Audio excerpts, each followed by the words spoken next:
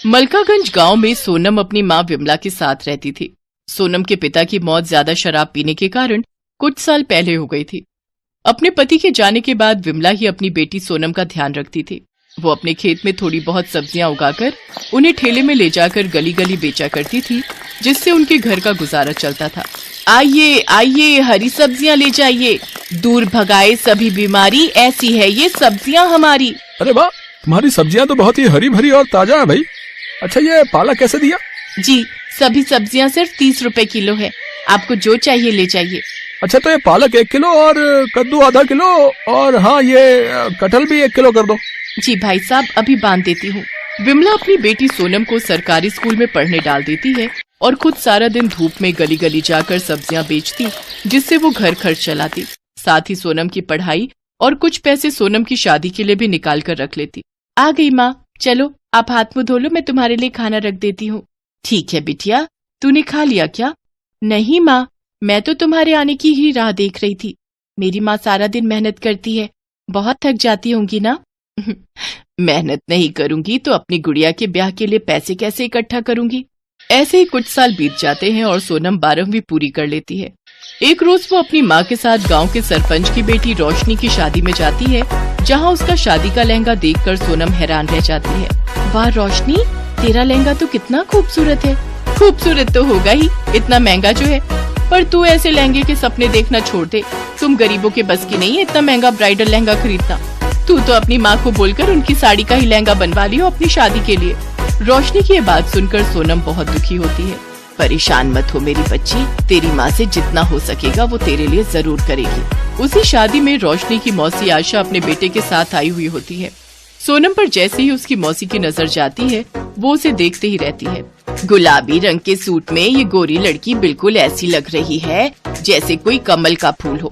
मुझे तो अपने छोटे बेटे रौनक के लिए बड़ी ही पसंद आई। हाँ माँ जी, लड़की तो बहुत सुंदर है।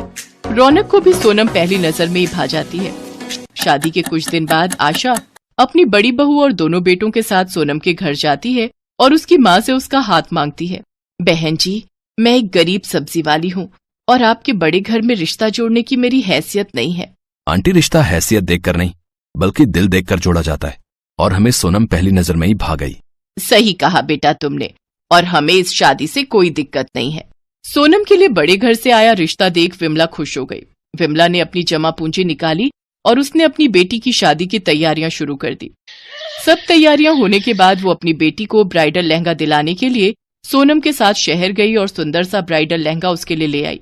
मैं जानती हूँ बेटी, तुझे सरपंच जी की बेटी जैसा ब्राइडल लहंगा लेने का मन था, पर तेरी माँ के पास इतने पैसे नहीं कि तुझे इतना महंगा दिला सके। कोई बात नहीं माँ, ये भी मुझे बहुत पसंद है, लेकिन कल क्या होगा ये कोई नहीं जानता। शादी से ठीक एक दिन पहले सोनम का ब्राइडल लहंगा चोरी हो गया और सब लोग बातें बनाने लगे। हाय, कितना बड़ा अपशगुन है ये तो, दुल्हन का लहंगा चोरी हो गया। ये तो बहुत ही बुरा हुआ। बेचारी विमला के पास अब तो इतने पैसे भी नहीं होंगे कि उसे फिर से दिलवा सके। मेरी माँ ने कितने सालों से एक एक पाई इकट्ठी करके मेरे लिए शादी का जोड़ा बनवाया था, लेकिन अब क्या होगा? ये बात जब सोनम की जेठानी को पता चली तो वो बाजार गई और सोनम के लिए एक बहुत ही महंगा और खूबसूरत ब्राइडल लहंगा ले आई, जिसे देखकर सोनम हैरान रह गई। अरे, ये तो वही लहंगा है जो सरपंच जी की बेटी मतलब रोशनी ने अपनी शादी में पहना था। हाँ, हमें उसी ने बताया कि तुम्हें उसका लहंगा बहुत पसंद आया था, लेकिन इतना महंगा होने के कारण तुम ऐसा लहंगा अपनी शादी के लिए खरीद नहीं पाई। इसलिए जब मुझे पता चला कि तुम्हारा लहंगा चोरी हो गया है तो मैं इसे तुम्हारे लिए ले आई। दीदी, आप बहुत अच्छी हो, थैंक यू सो मच। तुम्हारा बहुत बहुत धन्यवाद बेटी, तुमने हमारी लाज बचा ली। सोनम मेरी छोटी बहन जैसी है माँ जी, उसके लिए मैं इतना तो कर ही सकती हूँ। अब कल इस जोड़े को पहनकर दुल्हन बनकर तैयार हो जाना, हम धूमधाम से बारात लेकर आएंगे अपनी दुल्हनिया को लेने। अगले दिन जब सोनम वो ब्राइडल लहंगा पहनकर तैयार होती है तो वो किसी अप्सरा से कम नहीं लगती। सबकी नजरें उस पर टिक जाती हैं। उसे देख रोशनी भी हैरान रह जाती है। सोनम को उस ब्राइडल लहंगे में देखकर विमला की आंखें भर जाती हैं। फिर धूमधाम से सोनम की शादी रौनक से खुशी खुशी हो जाती है। दिव्या और प्रफुल्ल की शादी को लगभग 1 महीना ही हुआ था। दिव्या के ससुराल में उसके पति के अलावा उसकी सास और एक ननद थी। जब से दिव्या ब्याह के आई थी, घर की सारी जिम्मेदारियां उसी के सर पर आ गई। घर में बेचारी इकलौती बहू सारा दिन सबकी फरमाइशें पूरी करते ही नहीं थकती। अरे दिव्या, मेरा टॉवल कहाँ है? जल्दी दो, मुझे नहाने जाना है। हाँ हाँ ये लीजिए, सामने ही तो रखा था। बहू, अरे ओ बहू, अरे कहाँ रह गई? चाय आज ही मिल जाएगी या कल तक का इंतजार करूं? जी लाई, सारा दिन बस ये करो वो करो, ऐसा लगता है बहू नहीं कोई काम वाली लाए हैं जिससे बस सारा दिन काम करवाते रहो। सुबह से शाम तक बस उनकी फरमाइशें पूरी करते रहो। इससे लाख गुना खुश तो मैं अपने मायके में थी, जहाँ मैं बस ऑर्डर करती थी और मेरी माँ मेरी सारी फरमाइशें पूरी करती थी। मेरी ही गलती थी जो अपने पापा की बात मानकर इस घर में शादी के लिए तैयार हो गई, नहीं तो वो कनाडा वाला मनप्रीत आज मुझे रानी बनाकर रखता और विदेश में रहने को मिलता वो अलग। हाय मेरी किस्मत, यहीं आकर फंसना था मैंने। अरे चाय पिलाने का मन नहीं है क्या बहू? लाई लाई मम्मी जी, ये लीजिए आपकी चाय। इसके बाद दिव्या किचन में जाकर खाना पैक करने लगती है। तभी उसकी ननद नैना किचन में आती है। भाभी, अगर मेरा लंच पैक हो गया हो तो दे दो, मुझे कॉलेज के लिए देर हो रही है। हाँ नैना, बस 2 मिनट, ये लो। नैना टिफिन लेकर वहां से चली जाती है। दिव्या सारा दिन अपने ससुराल वालों की खुशियों का ख्याल रखती, लेकिन अंदर ही अंदर कुढ़ती भी रहती। एक ये महारानी, पता नहीं कब इसकी शादी होगी और कब ये अपने ससुराल जाएगी। माँ ने कहा था बेटी बस कुछ दिन झेल ले, इसके बाद तो ब्याह कर चली जाएगी, लेकिन पता नहीं कब इसकी शादी होगी और कब ये यहाँ से जाएगी। ऐसे ही कुछ दिन बीत जाते हैं। अब नैना अपनी ग्रेजुएशन पूरी कर लेती है और उसके घर वाले उसकी शादी के लिए लड़का देखना शुरू कर देते हैं। एक रोज संडे वाले दिन नैना अपने चेहरे पर ब्लीच लगाकर बाहर आती है। तभी उसकी माँ कमला उससे कहती है, वाह मेरी रानी बिटिया, अपना कितना ध्यान रखती है, बस अपने चेहरे को ऐसे ही चमकाती रह, फिर देख तेरी माँ तेरे लिए क्या राजकुमार ढूंढ कर लाएगी। राजकुमार? आगे चलकर इसने भी मेरी तरह काम वाली ही बनना है। वैसे आशा बहन ने अपनी नैना के लिए एक बढ़िया रिश्ता बताया है, परसों लड़के वाले इसे देखने आ रहे हैं।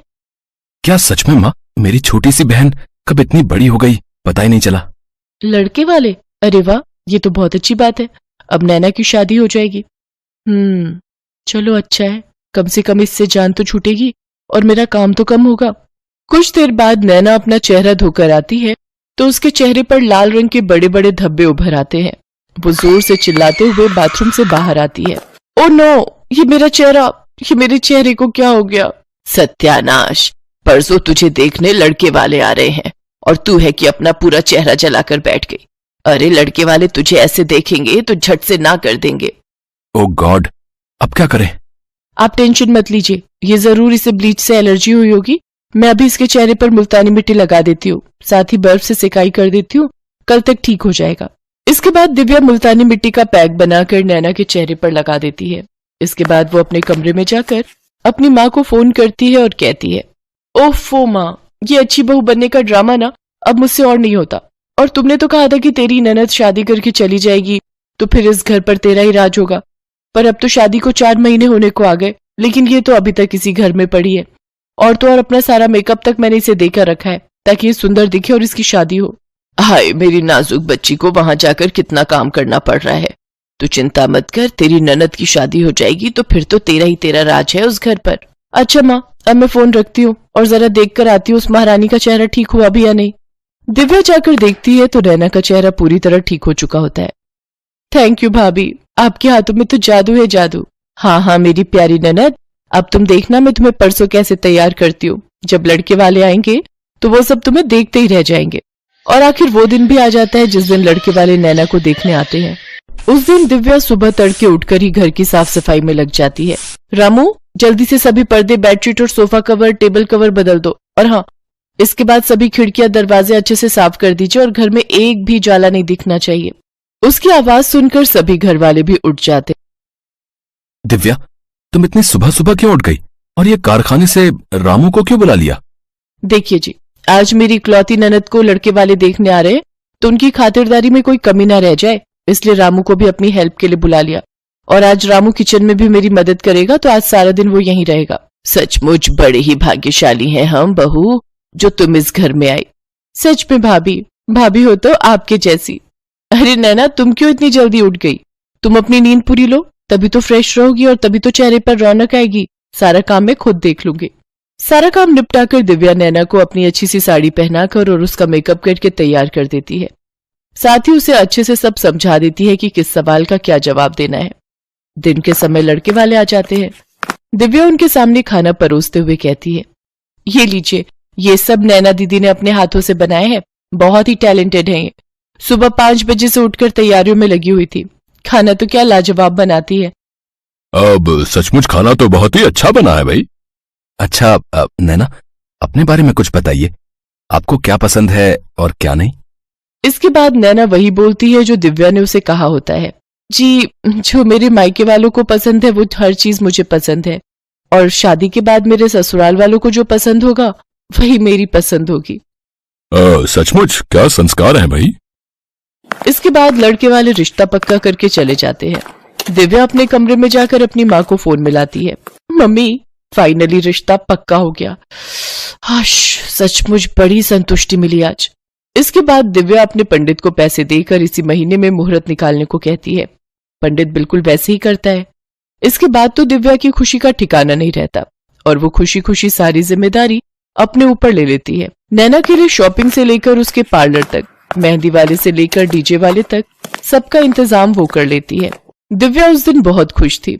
वो हर जगह अपनी ननद के साथ थी। अगली सुबह नैना की विदाई हो जाती है। नैना की शादी के 2 दिन बाद दिव्या काफी उदास अपने कमरे में बैठी थी। तब उसका पति प्रफुल्ल उससे कहता है, क्या हुआ दिव्या, तुम इतनी उदास क्यों हो?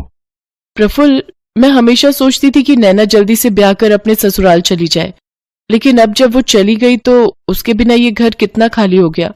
ऐसा लग रहा है मानो मुझसे मेरी बहन बिछड़ गई हो। इसके बाद प्रफुल्ल हंसते हुए उसे गले लगा लेता है। वो कहते हैं ना कि किसी की अहमियत उसके जाने के बाद ही पता चलती है। दिव्या के साथ भी कुछ ऐसा ही हुआ।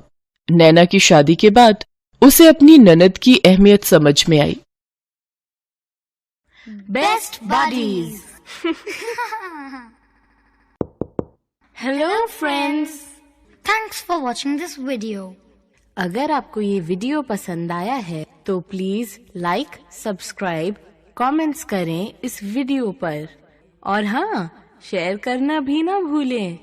और भी मजेदार वीडियो देखने के लिए नीचे दिए गए बेल आइकॉन को दबाएं। देखते रहिए बेस्ट बडीज।